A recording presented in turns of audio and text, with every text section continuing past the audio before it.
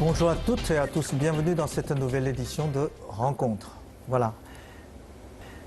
L'un de nos ancêtres, un célèbre sage, Ranfei a dit « La bonne relation entre les deux pays dépend de la compréhension mutuelle entre les deux peuples. » Donc, les Français et les Chinois, est-ce que nous nous comprenons mutuellement à tel point que nos deux pays puissent garder une bonne relation? Mais le problème, c'est que chaque année, il y a à peu près 1 million et demi de Français et de Chinois qui puissent voyager dans l'autre pays. Donc, la plupart des Français et des Chinois ne peuvent que connaître l'autre pays par l'intermédiaire des médias. Donc, une question se pose, est-ce qu'on peut faire confiance en médias? Est-ce que les médias sont crédibles? Est-ce que les médias nous donnent des informations complètes ou suffisantes ou objectives sur l'autre? Voilà, je sais que c'est une question très difficile à répondre, mais aujourd'hui, nous avons deux invités exceptionnels, deux spécialités et spécialistes dans ce domaine. D'abord, monsieur Arnaud Vivian, vous êtes journaliste, vous êtes écrivain, vous êtes présentateur de télévision, vous êtes critique littéraire, mais aussi critique de télévision. Enfin, vous travaillez pour le quotidien Libération, vous avez travaillé aussi pour l'hebdomadaire Interruptible. Les Inrecuptibles, oui. Les Inrecuptibles, c'est difficile à prononcer. Très difficile. Vous avez travaillé pour Radio France Inter, vous avez travaillé pour la télévision iTélé et Canal+, c'est presque complet. Vous avez même créé une revue, Charles. Donc, vous connaissez tout, pratiquement tout de ce métier. Et d'ailleurs, vous êtes auteur aussi de plusieurs ouvrages. Et en plus, maintenant, vous êtes en Chine. C'est vrai, donc, pour la première fois. Pour la première fois. Donc, vous pouvez nous parler de la Chine dans les médias français. Et merci d'être venu pour nous éclaircir. Et mon autre invité, Théi Fin aussi, vous êtes aussi journaliste, correspondant d'un grand quotidien Clarté à Paris pendant plusieurs années. Oui. Et puis vous passez du journalisme à l'académie. Vous êtes aujourd'hui professeur, oui, chercheur. Vous dirigez aussi l'Institut du développement mondial oui, du Conseil d'État. Et vous êtes aussi auteur de plusieurs ouvrages qui ont de succès dans notre pays.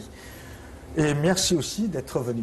Alors, la Chine, est-ce que c'est un sujet qui passionne les Français, qui intéresse les Français, ou bien c'est un sujet marginal on s'intéresse un petit peu, mais en réalité, c'est du chinois, c'est-à-dire difficile à comprendre, personne ne s'intéresse.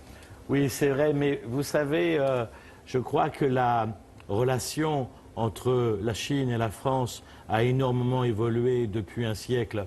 Je pense souvent, vous savez, Marcel Proust, dans La recherche oui, du temps perdu, oui, et il y a le personnage de la duchesse de Guermantes, et elle fait salon, elle reçoit ses amis, oui, et elle discute, elle bavarde, et elle dit toujours « la Chine m'inquiète », évidemment. à cette époque-là, déjà. Oui, déjà, voilà, « la Chine m'inquiète ». C'est la grande phrase, donc au début du XXe siècle, hein, puisque c'est à ce moment-là que se passe La recherche du temps perdu. Et cette relation « la Chine m'inquiète » va durer très longtemps en France. Un siècle déjà, la preuve. Oui, mais je crois que c'est terminé. Je crois qu'on ne peut plus dire ça. Mais pourquoi on ne peut plus dire « la Chine m'inquiète » en France? Tout simplement parce que la relation universelle a changé.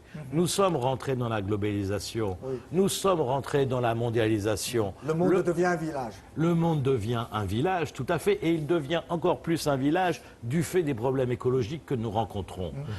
Oui, on a le même problème. Oui. Nous avons le même problème. On respire le même air. Exactement, et nous vivons sur la même planète, et nous devons bien la sauver ensemble. Et nous avons compris les contradictions devant lesquelles nous nous trouvons avec un capitalisme effréné qui entraîne un développement et qui épuise les ressources naturelles. Ça, tout le monde l'a compris. Non simplement pas simplement nos dirigeants politiques, comme on l'a vu avec la COP 21, mais les citoyens du monde, les citoyens responsables. Nous devenons tous écolos responsables, comme on dit en France. Nous faisons le tri des ordures, nous faisons attention à plein de choses, à économiser l'électricité, etc., l'eau, etc. Nous sommes conscients, nous sommes tous conscientisés des problèmes de la planète. Et c'est pour ça que je crois que le rapport, évidemment, entre la France et la Chine est considérablement modifié. Vous êtes une énorme population, une densité... 1,3 milliard. 1,3 milliard, nous ne sommes que 60 millions, donc évidemment, mais nous sommes ensemble face au même problème, et du coup, ça change complètement les relations, non ça pas simplement international, mais je dirais, encore une fois, vous avez raison, la planète est devenue un petit village, on y voyage quand même beaucoup plus facilement, les échanges internationaux sont considérablement, les échanges d'étudiants, etc. Je crois qu'il y a 50 000 étudiants chinois qui vont venir en Chine l'année prochaine. En tout cas, c'est l'objectif de l'ambassade de France qui développe énormément ces échanges. Venir en Chine. Oui, et autant de Français qui vont venir en Chine. Donc évidemment, ça change considérablement les relations internationales. Donc il faut s'intéresser aux autres. Bien sûr. Donc, et Téifan, à votre expérience de la France, est-ce que ce que dit M. Vivian est vrai? Oui, je partage son analyse. Les relations entre la Chine et la France, entre la Chine et l'Europe, en général, ont beaucoup évolué. Et il y a encore, disons, 15-20 ans, les relations n'étaient pas les mêmes parce qu'on dépendait beaucoup des médias, comme vous dites, pour connaître l'autre. Parce qu'il n'y avait pas beaucoup de possibilités de communication, d'échange, etc. Maintenant, les voyages sont devenus tellement routine pour les gens ordinaires que finalement, les médias, les reportages par les médias sont étroitement surveillés par la population, en fait, parce qu'ils sont aussi témoins de l'histoire, témoins de l'actualité, témoins de ces relations. On peut vérifier sur place si c'est vrai. Et c'est beaucoup plus difficile. Oui, d'imposer une vérité d'État, c'est beaucoup plus difficile, oui. Comment comprendre la Chine, ce pays si lointain et complexe pour les Français, mais devenu incontournable à l'époque de la globalisation? Depuis son ouverture au monde, à partir de 1978, la Chine a accompli d'immenses progrès en termes de développement économique, politique et social. Aujourd'hui, plus de 500 millions de Chinois utilisent quotidiennement Internet et 400 millions de Chinois devraient rejoindre les rangs de la classe moyenne d'ici 2020. Mais face aux profonds changements qui ont façonné la Chine ces dernières décennies, la vision de certains médias occidentaux sur le pays a peu évolué. Durant les Jeux Olympiques de Beijing, en 2008, beaucoup de Chinois avaient été choqués par la couverture médiatique des Occidentaux qu'ils jugeaient calomnieuse. Droits de l'homme, liberté d'expression, droits civiques, discrimination, rapport entre les sexes, sur de nombreux sujets, quand les médias occidentaux, et notamment français, couvrent la Chine, ils ignorent souvent le positif pour se focaliser sur les aspects négatifs. La question se pose alors, les journalistes français dépeignent-ils de manière objective ce qui se passe en Chine ou au contraire, sont-ils devenus un obstacle à la compréhension mutuelle entre les peuples des deux pays ? Dans votre revue, Charles, j'ai essayé de le comprendre sur Internet, malheureusement que je ne connais pas auparavant, mais je commence à connaître et je vais le suivre avec beaucoup d'intérêt, mais vous parlez rarement de la Chine. Non, parce que Charles a décidé d'être uniquement une revue sur la politique française. Nous n'avons pas les moyens de couvrir l'immensité du globe. Donc c'est à cause de la nature de cette revue que... Oui. Il y a eu un article sur la Corée du Nord parce que nous avions un écrivain très célèbre en France qui s'appelle Yann Moix, qui avait fait un voyage en Corée du Nord et qui nous a raconté notre voyage. Nous l'avons publié. Mais cela dit, encore une fois, notre dimension, elle est nationale dans cette revue Charles, qui est une modeste revue, il faut bien le dire. Mais l'autre côté, je voudrais poser la question à Téifan aussi, parce que vous êtes journaliste aussi en France. Jusqu'à certaines dates récentes, parler de la Chine, il faut le critiquer, parce que sinon, si on parle de la Chine d'une façon positive ou objective, est-ce que ça entre dans le politiquement incorrect? En fait, périodiquement, les médias français à l'égard de la Chine ont des attitudes un peu paradoxales. Parce que, en fait, il y a une banalité, c'est que lorsque les journalistes et les médias racontent sur l'autre pays, ils répondent d'abord aux attentes de sa propre audience. C'est-à-dire, il essaie de répondre aux attentes que la population locale a, ou a une image que la population locale peut projeter sur l'autre. Donc, d'une certaine manière, si on lit, par exemple, historiquement, les reportages faits par des journalistes français sur la Chine, il y a eu une évolution. C'est-à-dire qu'ils répondent d'abord aux attentes du public français sur un pays lointain, sur un pays dont le système, les valeurs, les idéologies sont différents. Donc ça représente une référence quelque part qui pourrait leur servir de référence. Et ça remonte à loin parce que les médias doivent répondre d'abord aux attentes du public et d'une certaine manière les journalistes doivent répondre aussi aux attentes des intellectuels d'une manière générale. Et ça a évolué. Prenons le cas, par exemple, du siècle des Lumières, par exemple. Au siècle des Lumières, eh bien, les intellectuels français, les philosophes, avaient chacun une image de la Chine. Et donc, très pour différent, justifier leur argument, ils peuvent décrire des images complètement différentes de Chine, telles que Voltaire et Rousseau, qui avaient des images complètement différentes, contradictoires sur la Chine. Et je pense que cette attitude a eu des impacts ou des influences profondes sur les intellectuels français après. Et je me souviens que si on lit par exemple les écrits des journalistes français dans les années 1960, 1970, etc., on voit une évolution très frappante de la Chine. Sous la plume de ces journalistes. Tout à fait. Et d'autant plus que les médias français sont divisés entre les courants politiques. Il y a des médias qui sont plus à gauche, il y a des médias qui sont plus à droite. Et leur image de Chine est complètement différente, selon leur couleur politique. Vous avez travaillé dans un quotidien maoïste, hein, la Libération. À l'origine. À l'origine des maoïstes. Et est-ce que vous êtes d'accord avec Tenifas, c'est-à-dire le sujet qui varie? Non, tout à fait. Je comprends très bien ce que vous voulez dire. C'est que les intellectuels français, surtout les intellectuels, ont tendance à utiliser la Chine pour des causes strictement françaises. Suivant que ça les arrange, hop, on dit ça de la Chine, ou bien on dit ça. On voit hein, dans le mai 68, dans le mouvement 68, l'histoire des maoïstes français, dont fait partie des gens aussi célèbres que Jean-Paul Sartre ou Michel Foucault, ont utilisé à un moment l'histoire de la Chine, de la révolution culturelle, dans un sens qui les arrangeait pour des affaires strictement intérieures et françaises. C'est vrai, c'est totalement vrai. Et ce moment-là a changé dans les années 80, dans les années 90, dans les années 2000. Qu'est-ce qui a soudainement intéressé les intellectuels français par rapport à la Chine? C'est son rapport avec l'économie de marché. Comment soudainement un pays communiste rentre dans une économie de marché, crée une espèce de moteur hybride, comme on le dit aujourd'hui pour les voitures, qui marche à la fois à l'essence et à l'électricité. Voilà. Et donc on a l'impression que la Chine a inventé un système hybride et qui intéresse à la fois les libéraux et les antilibéraux. En France, je veux dire. Et donc là, c'est tout à fait passionnant la manière dont effectivement la Chine est récupérée politiquement par des intérêts intellectuels français très particuliers.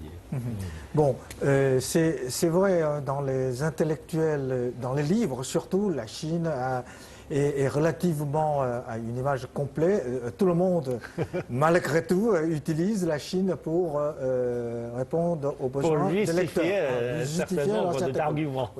Mais dans les médias, alors en revenant à nos moutons, dans les médias, vous avez été l'un des inventeurs de fameuses émissions Arrêt sur image, qui est critique justement les médias. Alors, pour vous, je ne sais pas si dans votre émission vous avez parlé de la Chine, vous avez parlé des médias sur la Chine, ou bien dans votre voyage cette fois-ci, vous avez vu la Chine réelle et vous avez comparé, si je vous demande de comparer la Chine que vous avez vue et la Chine que vous avez lue dans les médias français, ou bien vue dans les télévisions françaises, y a-t-il une grosse différence ou c'est assez similaire? Écoutez, je suis là que depuis une semaine, je ne voudrais pas faire de théorie générale, ce serait abuser finalement de ma toute minuscule expérience. Mais j'ai juste une anecdote à vous raconter depuis que je suis ici. J'ai été frappé par quelque chose, c'est que, évidemment, nous sortons de la COP 21, de cette grande réunion internationale autour de l'idée de la pollution. Or, évidemment... Un succès grâce à la coopération entre la France et la Chine. Oui, entre la France et la Chine.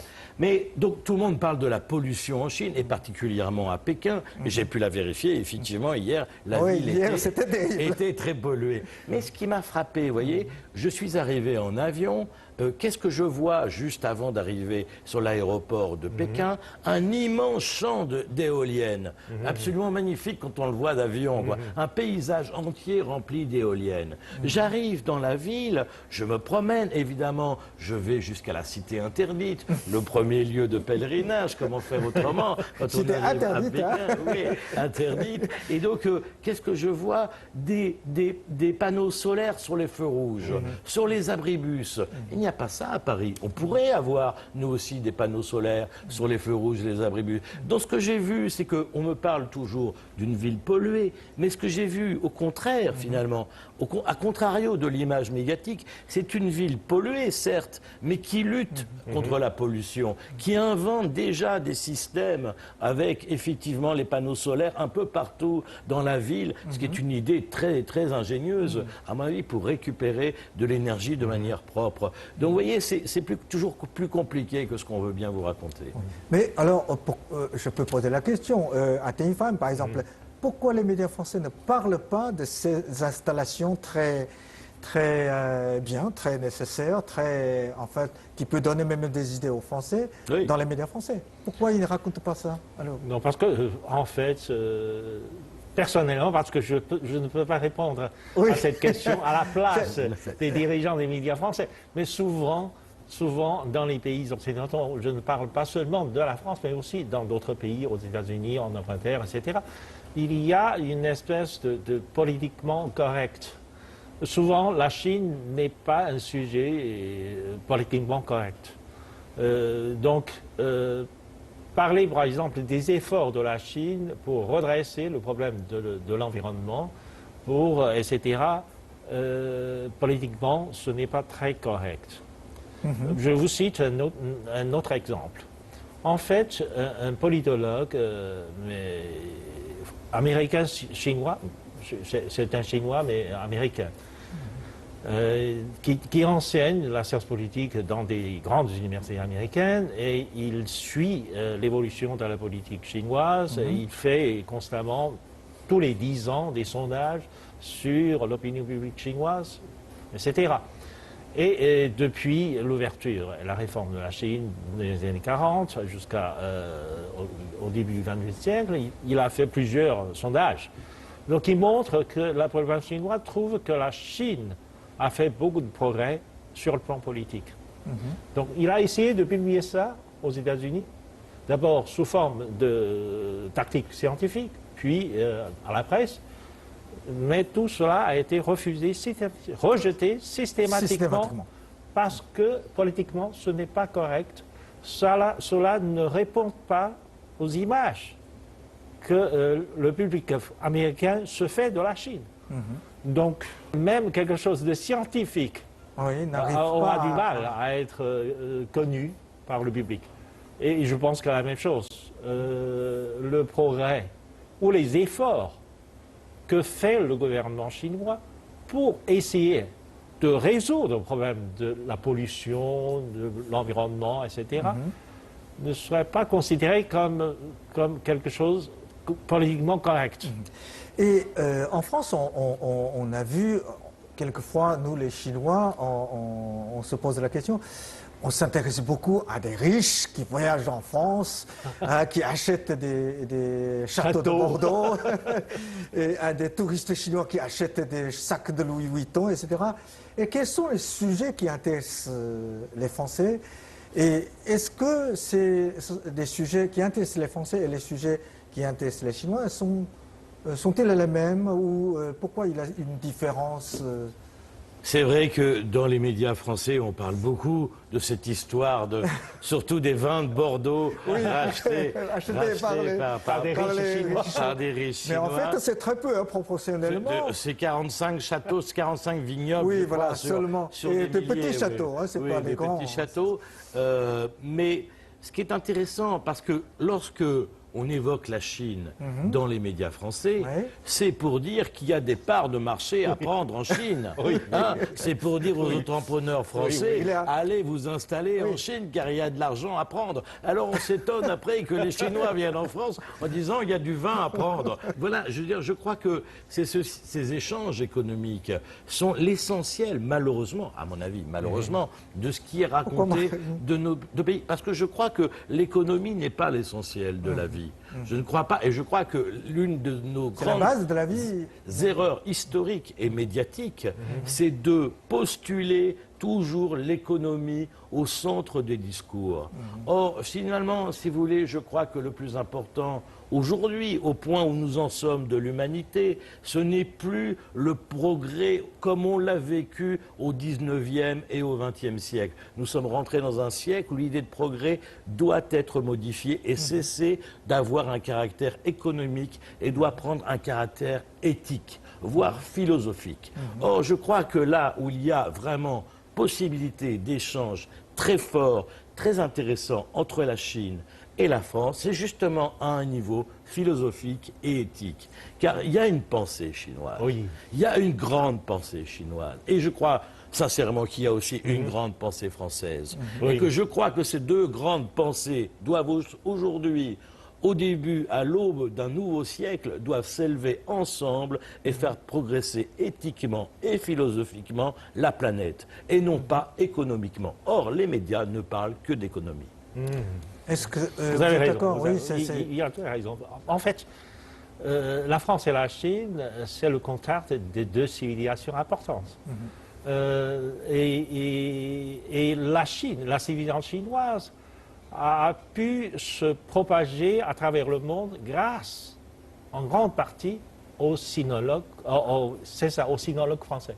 Parce que la sinologie française était la première à reconnaître les valeurs de la civilisation chinoise, de la philosophie chinoise, et essayer de la promouvoir en Europe.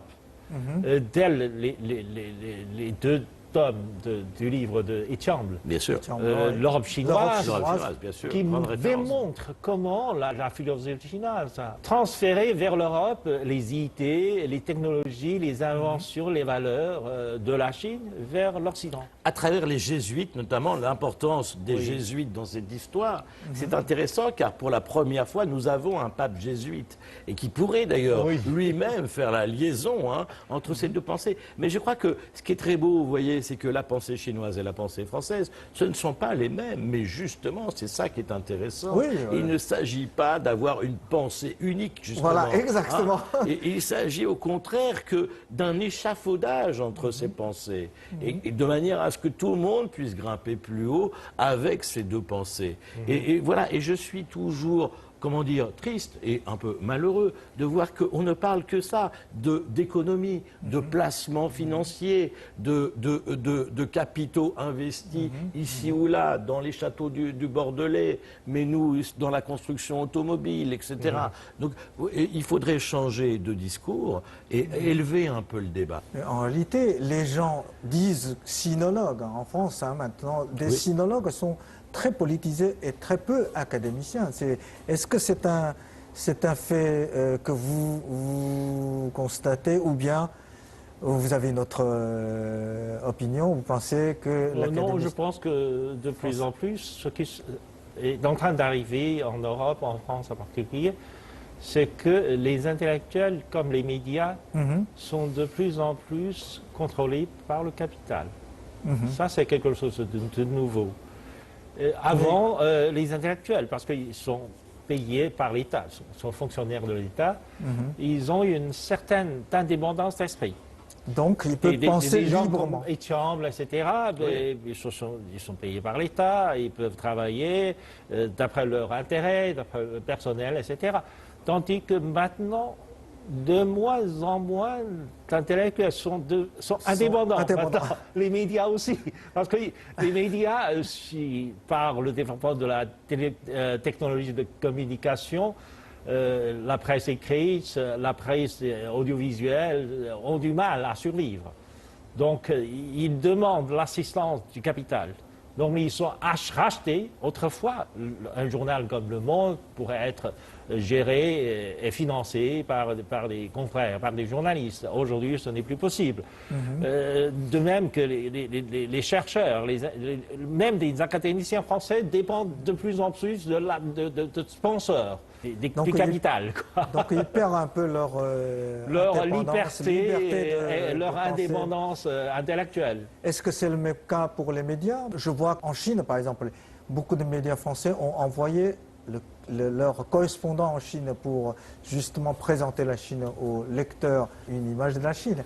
Mais est-ce que nous arrivons, comme le début de cette émission que j'ai dit, la compréhension mutuelle par l'intermédiaire des médias entre nos deux peuples peut arriver à tel point que nos deux pays peuvent garder une très bonne relation, c'est-à-dire une confiance mutuelle? Ah oui, je crois encore une fois, si vous voulez, je ne vois plus comment nous pourrions rentrer dans une opposition frontale aujourd'hui entre Chinois et Français. Je pense que c'est devenu impossible. On voit bien comment finalement l'axe s'est déplacé. Le problème aujourd'hui de l'Europe et de la France, il est avec le Moyen-Orient. La France est avec l'Europe, ouais. Il est avec le Moyen-Orient et il n'est plus avec le continent asiatique. Donc, d'une certaine manière, je ne crois pas, et je crois que dans nos relations internationales, on ne peut qu'avoir de bons rapports. Par ailleurs, je crois que l'échange de population, car il y a de nombreux Chinois en France. Le 13e arrondissement à Paris est une ville chinoise absolument magnifique. Il y a une annexe à la bourse de Shanghai dans le 13e arrondissement, une succursale de la bourse de Shanghai dans le 13e arrondissement. Les Français peuvent acheter des bourses? Bien sûr, elle est en relation directe. Et d'ailleurs, lorsque la bourse de Shanghai a chuté, très récemment, c'était l'hiver dernier, c'est en particulier à cause des étrangers chinois, enfin des Chinois à l'étranger, qui ont pu faire chuter la bourse de Shanghai. Et c'est ça qui est intéressant. Alors je crois que, si vous voulez, ces échanges de population font que la compréhension ne peut que s'améliorer et grandir. Je ne vois pas comment il pourrait en être autrement. Bon, merci beaucoup parce que c'est très optimiste. Et j'adore l'optimisme parce que dans un contexte international assez difficile, donc je vois la vie en rose pour... C'est comme ça qu'il faut la voir. Bon, merci beaucoup, merci pour tous les deux, merci pour votre récit, c'est très très intéressant et très éducatif et encourageant. Voilà, merci beaucoup. Merci. Bon. Merci aussi pour nos chers téléspectateurs. Merci pour votre fidélité. À la prochaine.